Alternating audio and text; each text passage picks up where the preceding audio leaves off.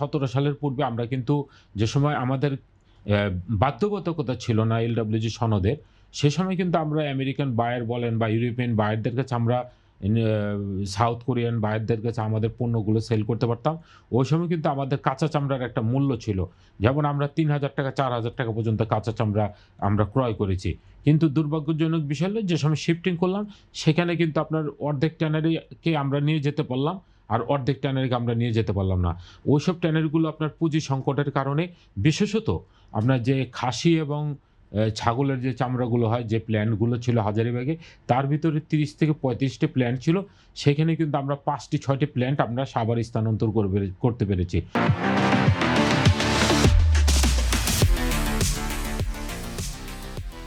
বাকিগুলো ক্লাসিফাইড অবস্থায় আপনার তারা ব্যবসা থেকে হারিয়ে গেল। এর প্রভাব কিন্তু আপনার দেখা যাচ্ছে কুরবানিতে আসলেই আপনার এই চামড়াগুলো কিন্তু নদীতে ফেলে দিচ্ছে, মাটিতে পুঁতে ফেলছে, পরিবেশ দূষণ করছে।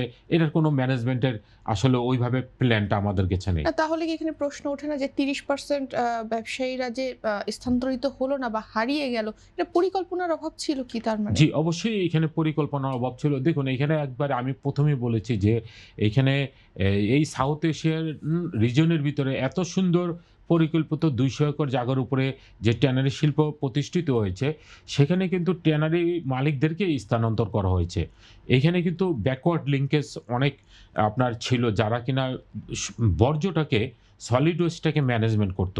একটা ক্লাস্টার ছিল যে, যারা কিনা ১০০-১৫০ ক্লাস্টার, তারা এইখান থেকে এই সলিড ওয়েস্টটা নিয়ে এটা আপনার বা বা বা মুদ্রায় রূপান্তর করতো। অর্থাৎ আপনার রিসোর্স এ রূপান্তর করতো। যেমন এটাকে গ্লু, জিলাটিন, আপনার ডগ চুইং, এইগুলো আপনার কাজে ব্যবহার করতো। আপনারা জানেন যে আজকে বিশ্বের অ্যা ব্যা প্রায় যে ডগ চুইং ব্যবসা বা আপনার যে অ্যানিমেল ফুডের ব্যবসাটা, সেটা কিন্তু $৪০০-৫০০ বিলিয়ন ডলারের মতো। আমরা দিন, চামড়া দিন এটা আরো বাড়ছে।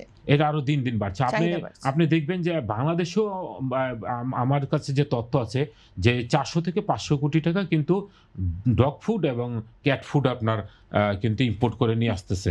অথচ আমরা এই হাই প্রোটিনের এটা কিন্তু আমরা সায়েন্টিফিক ওয়েতে আমরা ব্যবহার করতে পারতাম, এখানে যদি ইন্ডাস্ট্রি হতো।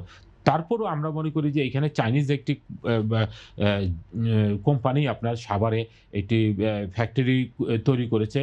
তারা million of dollar they invested in there. ওখানে তারা এই আমাদের থেকে যে বর্জ্যটা আছে, যে টিমিক্স এবং আমার যে আরো কিছু কঠিন বর্জ্য, সেটা নিয়ে তারা ম্যানেজমেন্ট করছে। তারা এটা আবার এক্সপোর্ট করছে আপনার রাশিয়া সহ, চায়না সহ বিভিন্ন দেশে। তো এখানে ইন্ডাস্ট্রিয়াল জিলাটিন হচ্ছে, জিলাটিন পাউডার হচ্ছে, ডগ ফুড হচ্ছে আপনার। তো আমি মনে করি যে এটা একটা রিসোর্স।